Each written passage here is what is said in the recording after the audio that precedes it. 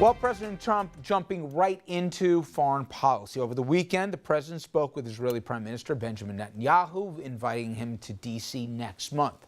White House says the two leaders didn't discuss the possibility of the U.S. moving its embassy from Tel Aviv to Jerusalem, but the administration say they are considering it.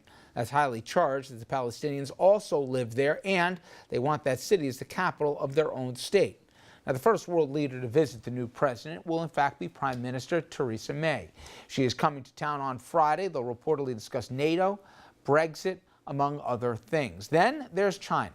Candidate Trump blasted China nearly every chance he had, saying it didn't play fairly on trade, manipulated currency, and now that he's President Trump, the Chinese are looking to make nice, at least on that one. China's official news agency congratulated Trump and also said it's looking to cooperate with him on trade and economic issues, but it drew the line on Taiwan, saying it will defend its core interests there. Now, Steve, you served on the Foreign Affairs as well as Defense Appropriations Committees.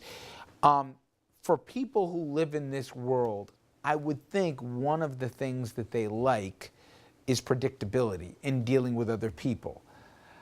Can you make the argument that a little bit of unpredictability right now, the madman theory, can actually help in negotiating whether it either be new trade pacts or partnerships?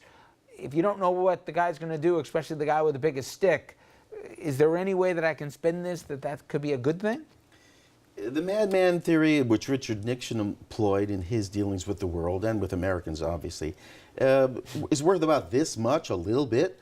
But when you can't determine if the person speaking for America is rational, and you can't predict anything he or she will say or do, that's problematic, because then it drives the rest of the world to the strong China, strong Russia, strong Iran, who you have no doubt where they stand on basic core issues. You don't have that feeling with President Trump. You don't know what his core issues are. And we still, while America First, although it's a regrettable reminder of some words before World War II, the folks who didn't want to go to Europe to save the world from Nazism, Trump takes that, unfortunately, as his new moniker. America First is the way we go.